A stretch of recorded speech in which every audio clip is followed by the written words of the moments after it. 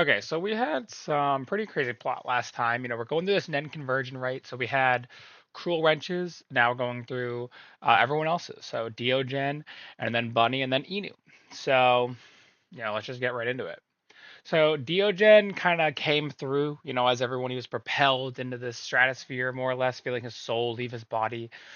He could feel himself floating around in this, zero gravity space, and he used his gun to propel himself through a portal, which was pretty dope. And then as he came through this portal, he returned to his younger self. He realized, though, in this life, he was a model math student.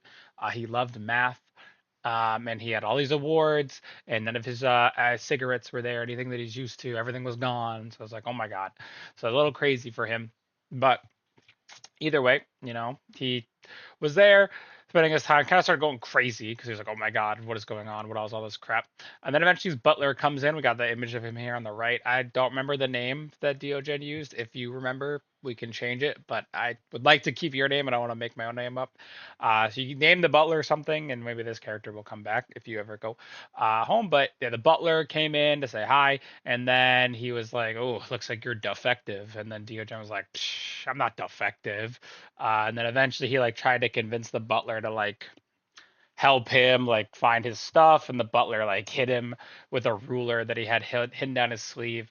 He's like, oh, you're definitely defective. And then he called Duchess Sandra over, Diogen's mom, and she like waltzed over, like the kind of like this hulking version of her, like this evil like idealized version came in. She's like, oh yeah, this isn't going right. And she took out a gun just to kill Diogen. I think I put detain, but I'm pretty sure my idea was like murder.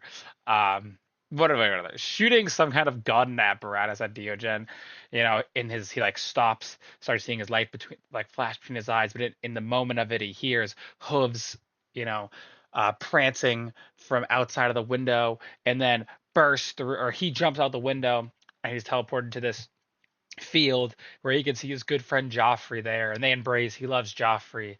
Joffrey's a really important character to him, the sheep, the goat, something that he like met that one time he went crazy in the woods. He loves Joffrey, so they embraced. He's like, Joffrey, bring me to the future, which as a DM I wasn't prepared for such a comment, but I said, I have something to do.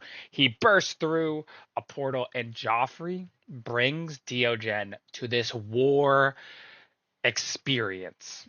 They're sitting on this cliff, and they're seeing as like a mountain, like a wave of like mindless zombie like people are just rushing towards an army, multiple different armies that are being controlled by the party as they are like pushing them forward and commanding the armies to fight in this large war.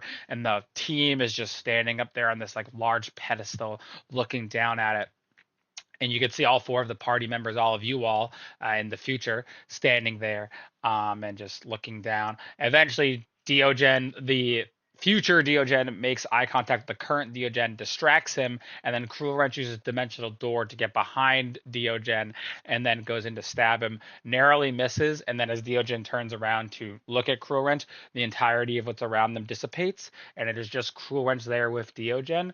Cruel Wrench then starts talking through um, the voice of Ignorox, and then it's like, oh shit, Diogen doesn't immediately remember, but to remind you, Diogen, when Ignorox saw you all at when you were fighting Vesa in Atlanta, he was like, I'm very interested in you specifically, Diogen. He comes back again here, and he's like, I'm so happy I could find you on this path. So he like starts talking to Diogen, and he pretty much is like, you're an idiot. You can't defeat me. Your whole party is stupid. Um, and then Diogen tries to fight back at him. He's like every single spell slot he can to try and use Thunder Wave on him, and he just every single blast does nothing. Immense power. He just stands there unfazed and just looks at Diogen and like just stops him in his tracks, hold him down, and then he takes this jewel and just sucks Joffrey's soul away.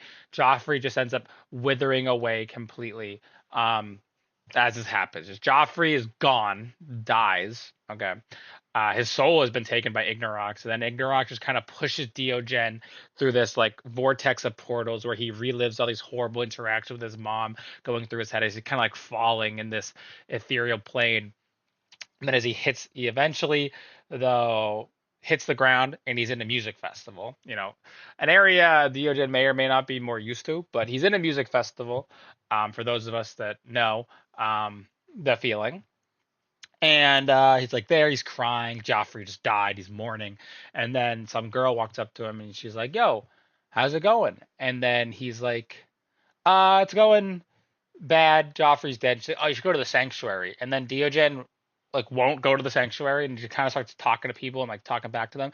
Eventually, someone just chucks him out, just throws him at a tree. He falls asleep, but he wakes up at a tent. And when he's there, no one's in there immediately. So he kind of looks around. He sees all these things. It's like, oh, he sees like the Draconis family. He sees like other like helpful medicine of this. And he's like, sees Draconis. And for some reason, Diogen's like really on track. He's like, oh, that Draconis, that's my last name. Obviously, he knows that. And then someone walks in that I just described as looking like Diogen. And Diogen's like, that's my dad. So Diogen's dad, seen here on the right. Diogen does not know his name, and Diogen did not ask his name, so I'm going to withhold that information until he decides to ask. But he confronts his dad, um, and at first he pulls a gun on him, and he's like, "Tell, answer everything." And his dad's like, I don't know what you want me to answer. I'm very happy to see you." And then eventually he calms him down as Diogen starts bawling. He takes the gun away, and he like hugs him, and he explains that Diogen's dad was a he was the one that kind of built up the Draconis army. So this Draconis fortress and like kind of the wealth that his family's run, it's a bloodline of strong warlocks. Okay, and he was one of the greats. It's been a little while since they've had someone just as powerful as him. He was able to control and wield the power of Ignorox for good. Was the idea. Okay. That is what was happening. But then, for an unknown reason, to the dad that we can talk to, it has ended. He died. He's not at all aware of what happened. So it's interesting where if we go back to Cruel Wrench's story, Cruel Wrench's mom, Lyra Wrench, she's like, "Yeah, I made a contract and I knew I was gonna die, and then it happened." And that's kind of sad. But he is just like, I don't know how I died. I know that my soul was separated from me. Ignorox has it. I am here, this Nen part, and I don't know of the specifics of the end of my days. Okay, that just is cut off. Okay, the soul, it seems like, is carrying that memory, and the Nen has just been, you know, didn't have the short term memory of this end point. Okay, they just it doesn't know. It's happy to be living here. It's happy to be able to be with Diogen. He's been able to talk to Diogen's mom, Duchess Sandra, and he's went to the mom and he's pretty much been like, don't tell Diogen about me. I have a feeling that Diogen can do great things, but I think Diogen needs to go on his own path. I think he needs to follow his own way. So he just kind of has been out of Diogen's life for that reason. So, obviously, for you, Diogen, this brings up a lot of questions in my opinion. You know, why did your dad just die one day? Like, why one day did Ignorox just kill him? It doesn't really make any sense currently. We have a lot of plot holes. And then on top of that, it's you have this at least this idea, that you met something about your dad. This question is a little bit coming to me whether, but there's still a lot of mystery behind this person in your life. So he hopes that one day you can lead the Draconis army. Not being a warlock yourself, he's perfectly fine with that, but he believes that, you can be the one to take up where he left off. He thinks that the army needs a leader. Duchess Sandra can't do it as well as you can. He hopes that one day you'll take on that part. So that is where we left off on Diogen's story. I know I'm going to be big yapping, so hopefully I can give timestamps so you all can actually just watch your bit. But I think it's interesting lore. I thought it was a fun way to add your dad to the story. So hopefully you think so too. Okay, Bunny. Okay, now that the timestamp hopefully has worked, Bunny, it's your turn. So, Bunny, what happens? You come in and you're your older self. It's been a few years. You feel like you're building a religion. You're in your idealistic place, the place, if you remember from the Toby, a wide open plain with a gazebo in the middle. You start flexing to all these people that are standing around you, and they kind of are like, huh? And then all these like young priests are there, and then eventually they go, "We're here to learn from you, for you to give us a sermon." And Bunny tries to give a sermon, but she can't read these words. She doesn't really know what's going on. She doesn't understand the faith. And then eventually Toby comes down from the heavens, and he's like, You do not have what it takes. You are not the one I've chosen. You have moved away from the religion. And they find out that there's alcohol in them and that this bunny has gone back to the bottle. And they're like, you have forsaken your faith. You are failed, Toby. You will be stripped of everything. And then all of the people turn into dogs as they like as they Toby infuse them and they attack you. So crazy thing, like this whole like fear of Bunny might not be able to really keep this religion alive as time goes on. Kind of the fear I was trying to pull out from Bunny, is I feel like it'd be an internal fear they would have. Later, you wake up at the Church of Toby, the one that you grew up in, as a child. So this is like after the event, after you had been saved, more or less, by someone we'll get to. Um, you were just standing there. And I have this voice of Helvetica speak to you. And you don't recall at first that it's Helvetica, this, silly skeleton boy that you talked to earlier. But this voice calls to you and it pulls you in and it's just asking you to come to help it come outside. And as you go through, you leave your room and you kind of just see blood and craziness there. Like the whole entire house of Toby's been ransacked. And as you get to the main foyer, you see as Gibson and Lance, your good friends, as well as someone else, have just been crucified there, just sitting there dead, their bodies in one of the most gruesome forms of torture I can imagine. Really, they're just there, dead, stuck there. So Bunny is just, confused, but the voice calls out to her once again, Helvetica, and she goes out he goes out the front door and is brought to this like courtyard of this castle, but where it's like a dark, gloomy night. This decrepit old castle, with not much going on really. And you're kind of in this courtyard, and then Helvetica comes out. This skeleton-esque man comes out from on top.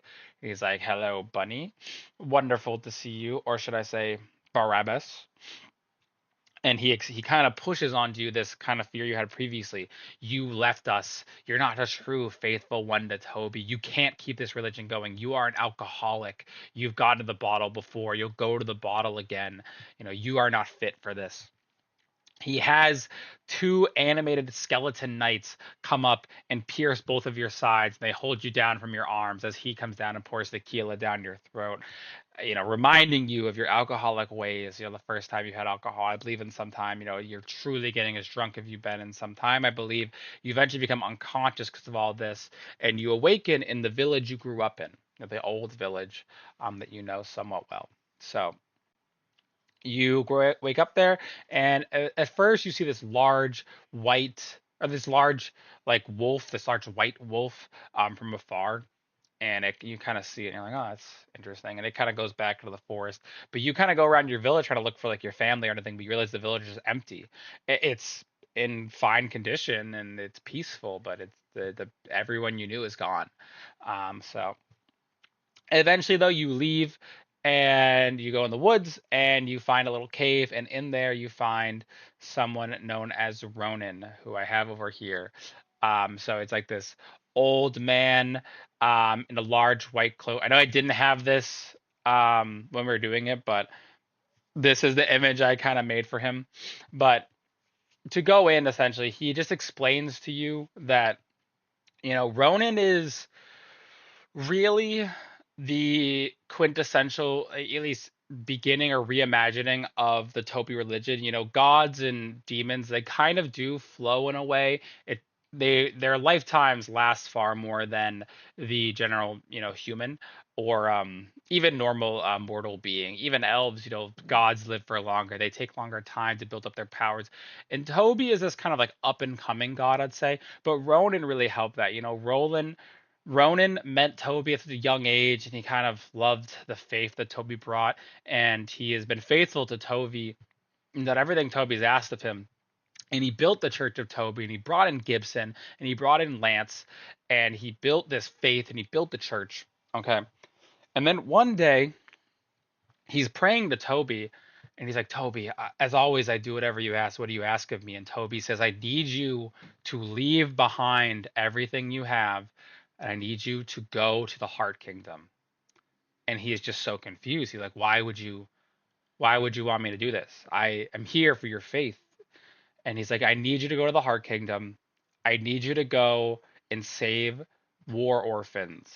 we need someone from the Heart Kingdom to be able to come to the Clover Kingdom, learn of the Clover Kingdom, and then bridge the divide between these two sides. It's the only way we can truly end warfare. Okay, and Ronan does this. He saves a lot of orphans. A lot of people go to the Church of Toby. You know, you're kind of in the specific age group, but there's probably people somewhat similar around your size.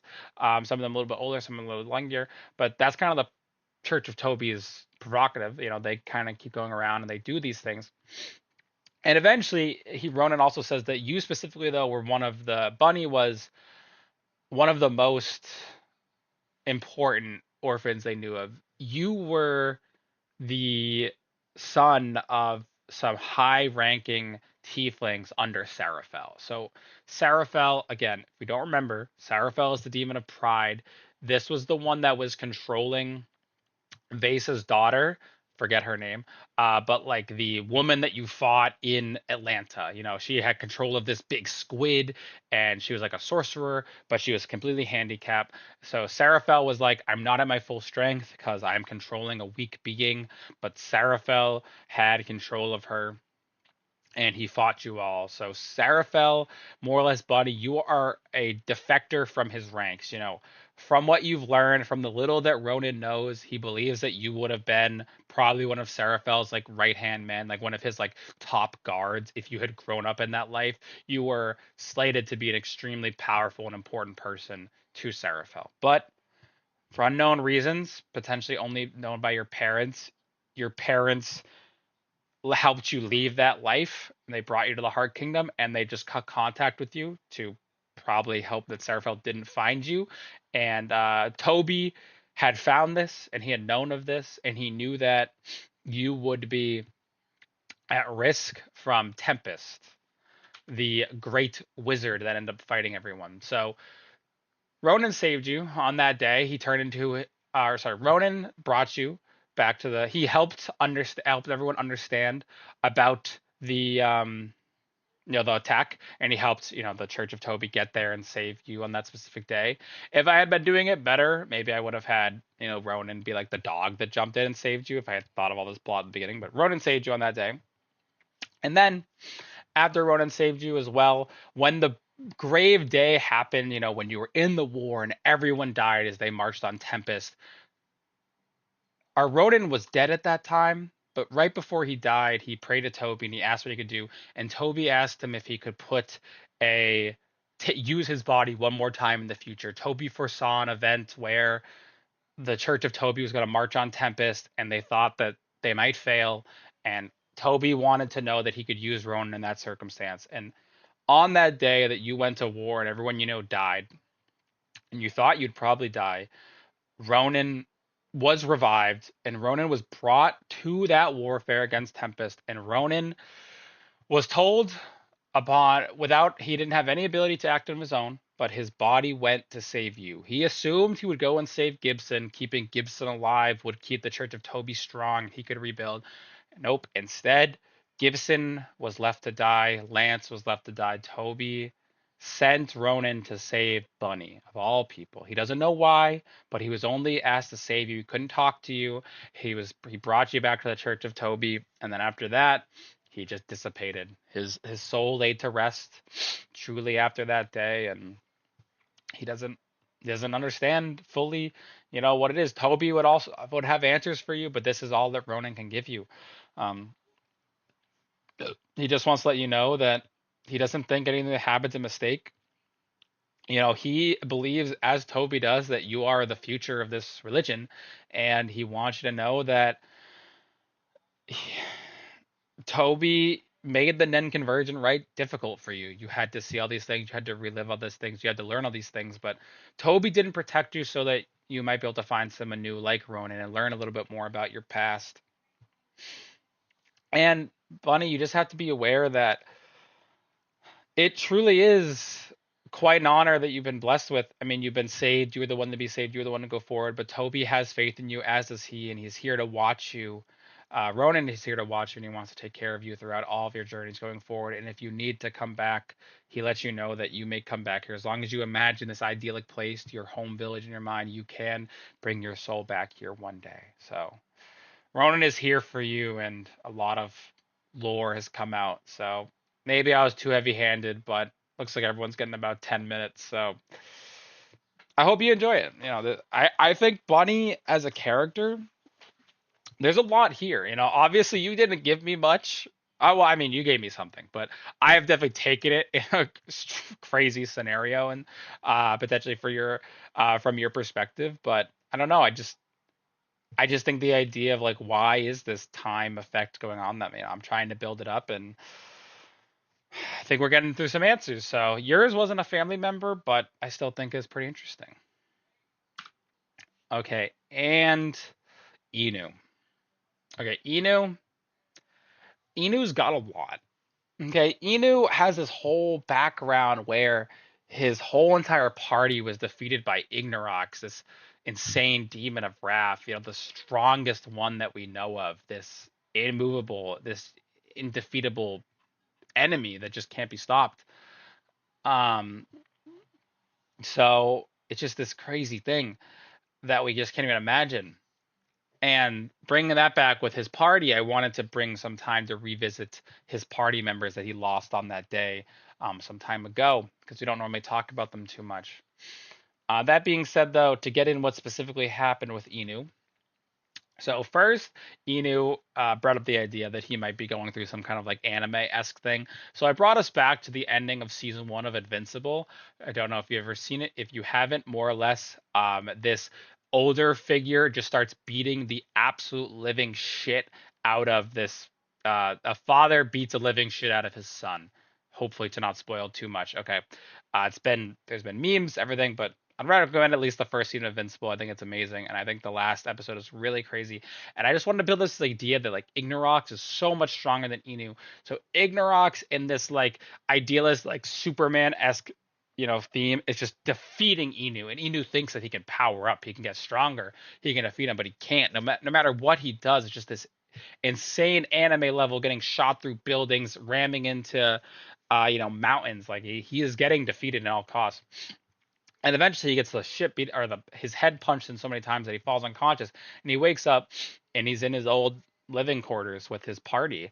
And they're all there, just kind of relaxing. Like, oh, it's so nice to see you. And everyone is glazing him up. They're so happy to see him. They're like, you're the best. You're amazing. But then eventually, as they're about to leave to go get some ramen for breakfast, as Inu suggested, one of them just shudders and he just starts looking at Inu and he's like Inu, it's not your fault. And they all say Inu, it wasn't your fault. This wasn't your doing. You couldn't have done anything. And Inu's like, what are you guys talking about? What's going on? I thought we were having a good time. 'Cause, Inu obviously isn't super used to drugs, so he kind of just probably felt like he was enjoying one last day with his party. But he wasn't able to before they can even have a good dinner or a good breakfast. They all say this to him and he loses his eyesight until his eyes are just black. He can't see anything. He's gone essentially blind, and he hears as his party is torn down in that day. The same experience, all of them are defeated in front of him again, and then he is there standing in front of Ignorox as Ignorox is just like laughing at him, explaining how he's like, ah, Inu, we're reliving it. The day that I defeated everyone you loved, you really believe that you have the ability to defeat me. You know how much powerful I was on this day. You think you have the way to get to my level. And Ignorox, as we can see here, this immense demon of extreme power. Inu then is like, oh, I can beat you. Of course, I can do it.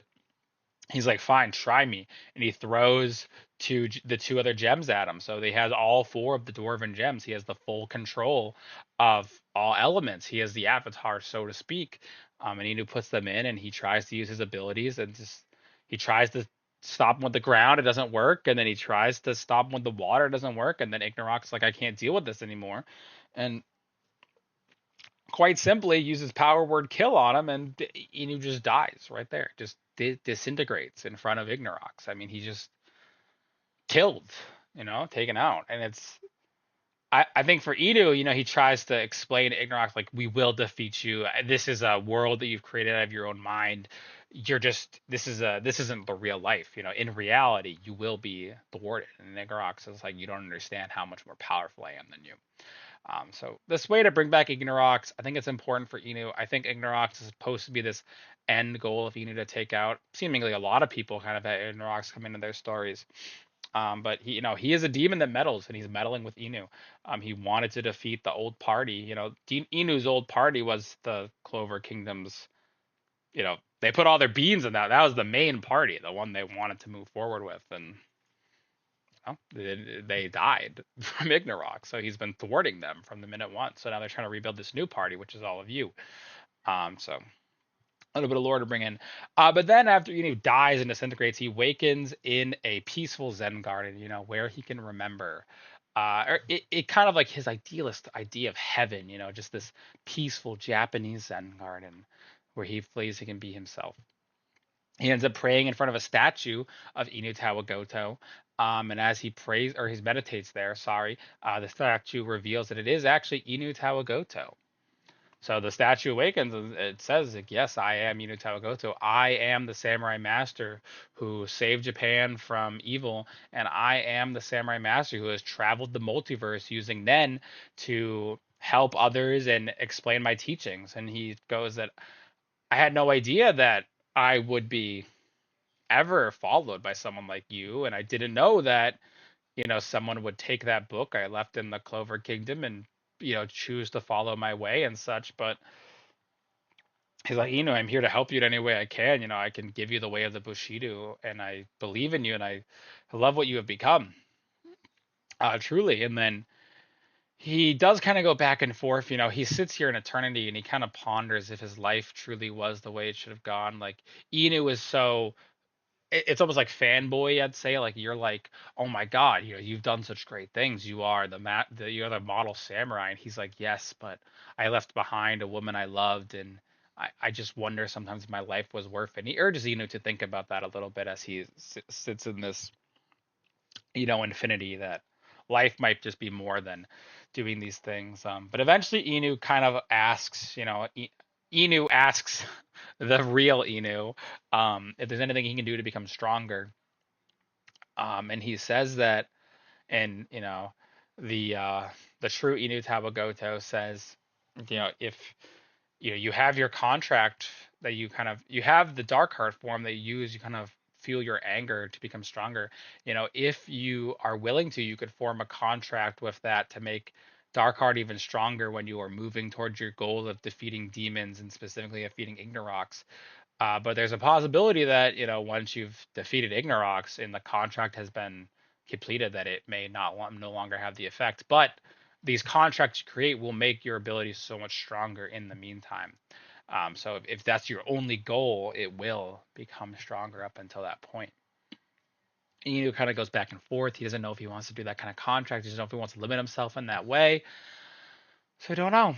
But eventually, Inu kind of keeps talking with his well, and the real Inu explains to Inu Tawagoto, our player, that if he wants to get stronger, he should continue down the path he's on, continue his training, and he should seek out Master Yo, as Master Yo can actually bring him to Japan, and Master Yo will be able to guide him as well in the way of the Bushido. And if he ever wants to, he can come back to this Zen garden to talk to him whenever he feels it's necessary. So Inu gets to meet, more or less the reason for his naming, even, this crazy idea, and gets some kind of person to follow his path on.